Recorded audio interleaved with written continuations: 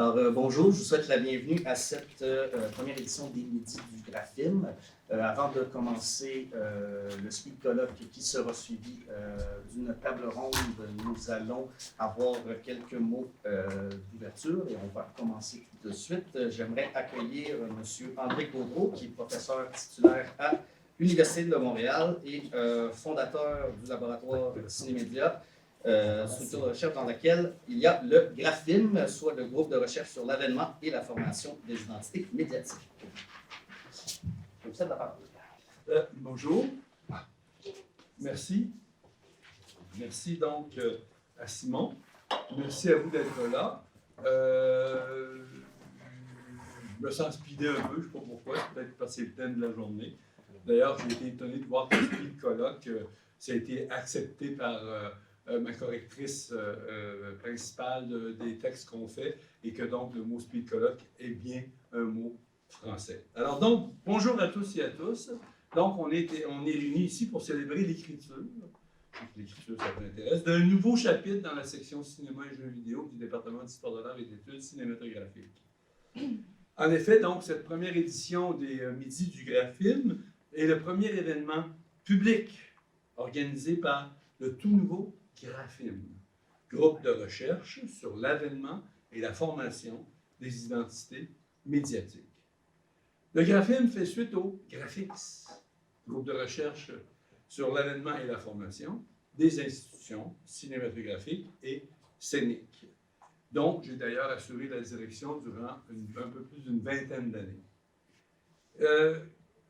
Le Graphime prend comme acquis que l'évolution du paysage médiatique contemporain pose suffisamment de questions pour qu'un groupe comme le nôtre, parce que c'est des questions que le Graphix commence à se poser depuis un certain nombre d'années, mais le basculement vers le Graphime va nous permettre donc d'interroger de manière plus assidue, disons, et plus concentrée, parce qu'on est moins nombreux volontairement, bon, etc., la dissémination donc de la culture et de la pratique cinématographique dans la formation donc de nouvelles identités médiatiques, de nouvelles formes d'institutionnalisation du cinéma à travers d'autres médias, à l'ère du numérique.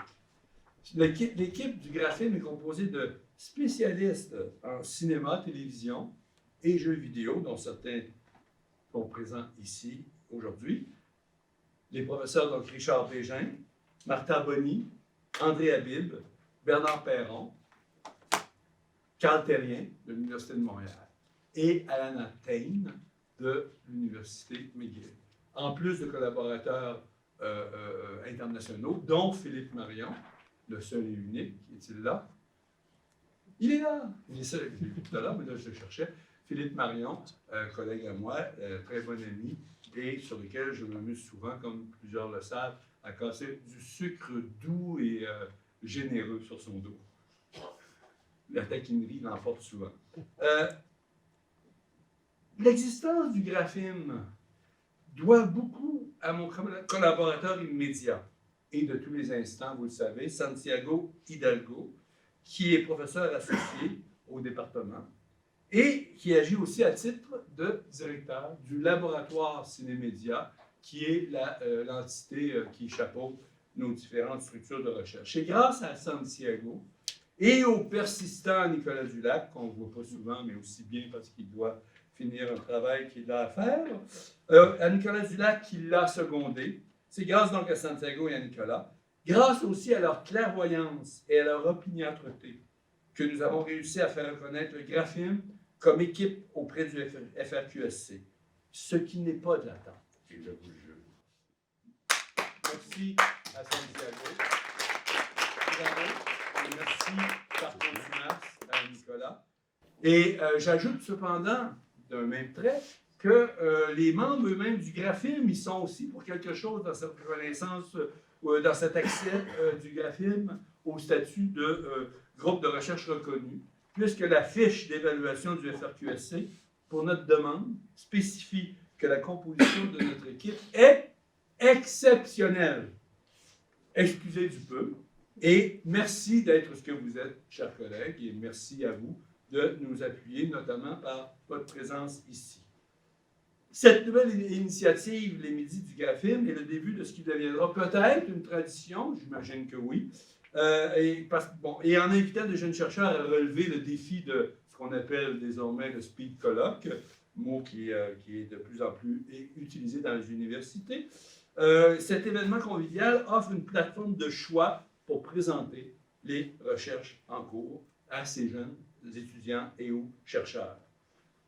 Par ailleurs, il y a, vous savez, ensuite une table ronde et on veut qu'elle devienne une tribune propice, un peu dans l'esprit aussi que nous inspire l'OCQ qui est une autre structure du laboratoire, à la discussion entre artistes, chercheurs et professionnels.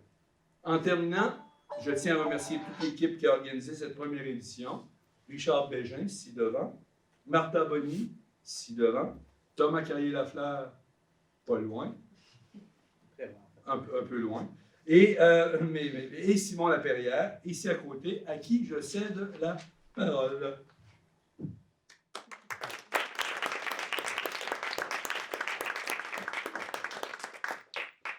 Alors, on va bientôt commencer ce speed colloque. Le speed colloque, c'est une idée qui nous était venue en tête parce que c'est quelque chose qui est convivial, qui laisse place à l'humour et qui permet de faire un gros défi qui est celui de la synthèse.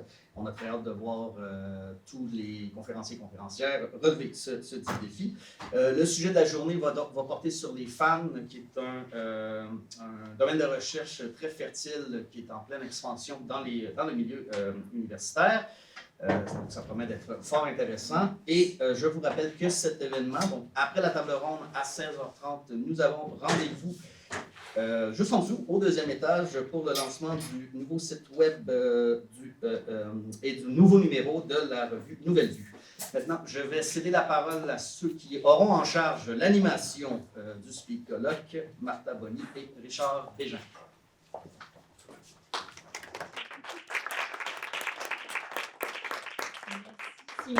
Merci Thomas pour l'invitation à participer à l'organisation de ce colloque. Donc, je me réjouis de la présence de tant de chercheurs, étudiants et doctorants qui s'intéressent aux fans. Donc, pourquoi s'intéresser aux fans? Je pense que c'est quelque chose qui peut intéresser aussi ceux qui ne le savent pas, ceux qui ne savent pas que ça peut les intéresser.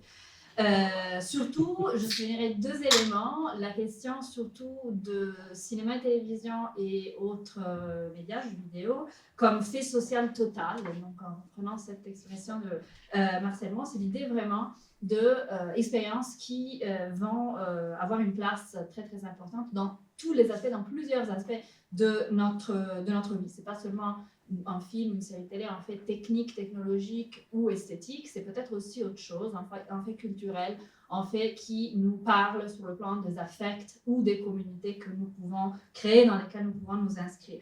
La réception donne forme aux produits audiovisuels. Un film, une série n'existerait pas sans ces publics.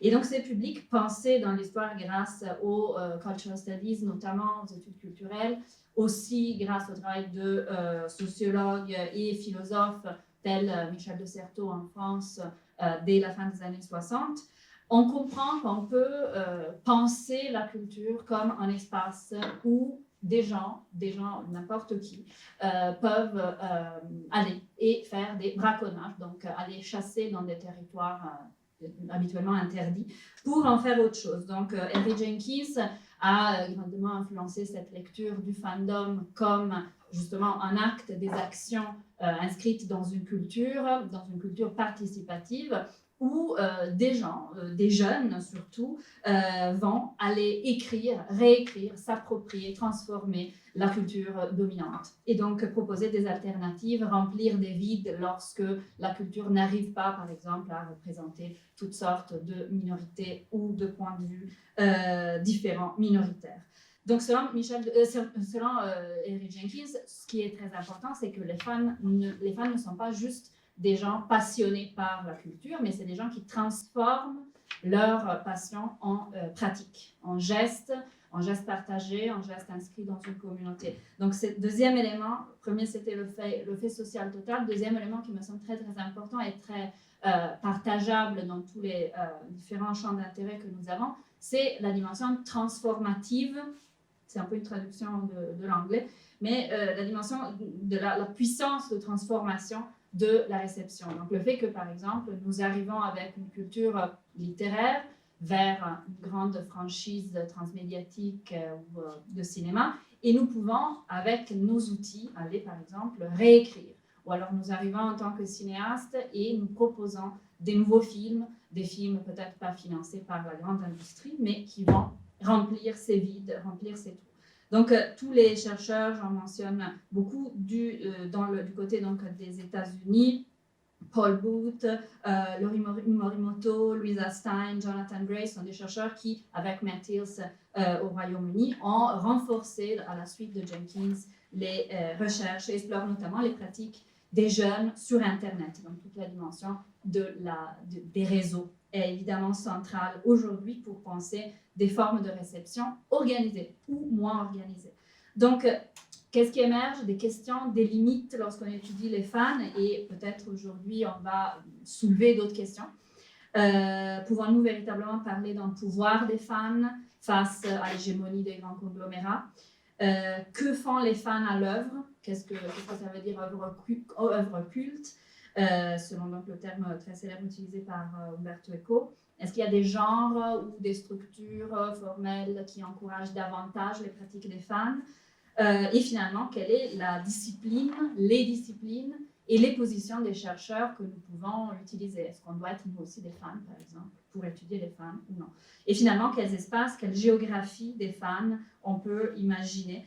Et quel potentiel intermédial, encore une fois, donc qu'est-ce que ça veut dire proposer des lectures qui sont faites avec des techniques et des formes qui viennent notamment d'autres médias. Donc, j'ai vraiment envie d'écouter vos communications et à ce moment, je passe la parole à Richard.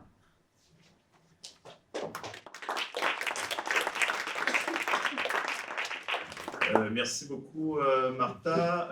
Tout d'abord, je serai très bref, évidemment. Je voudrais remercier et à la fois féliciter Simon Laperrière et Thomas Carrier-Lafleur d'avoir initié ce beau speed colloque, les remercier aussi de m'avoir inclus dans la machine, dans l'organisation. Moi, qui n'ai pas un spécialiste des fan studies, loin de là, tellement que je croyais qu'on parlait de la culture des ventilateurs, pour vous dire. Je trouvais d'ailleurs que c'était une journée parfaite pour ça, mais bon, je me suis trompé, mais avec joie. Et ce sera avec joie aussi que je vais pouvoir entendre toutes vos présentations. Donc, je voudrais non seulement aussi remercier Thomas et Simon, mais aussi des remerciements un peu plus, disons, institutionnels. Un remerciement d'abord au FRQSC, car il faut bien le faire. C'est en grande partie aussi grâce à eux qu'on puisse organiser ce genre d'événement. Merci à la Faculté des Arts et des Sciences, au département d'Histoire de l'art et d'études cinématographiques. Un grand merci à l'UNEC, l'Union des écrivaines et des écrivains québécois. Et un remerciement tout spécial à ce classique, c'est habituel, Joël Liman, qui est là encore avec toute son équipe technique, formée de Nyassa Moon-Young et Julie Brière. Merci donc de vous occuper de toute la technique, de nous filmer, de nous enregistrer. Et puis voilà, donc sans plus tarder, place au colloque. Et donc pour le premier bloc, ce sera un bloc qui sera animé par Martha Boni. Donc je lui cède la parole et peut-être même ce siège confortable, qui sait. Merci.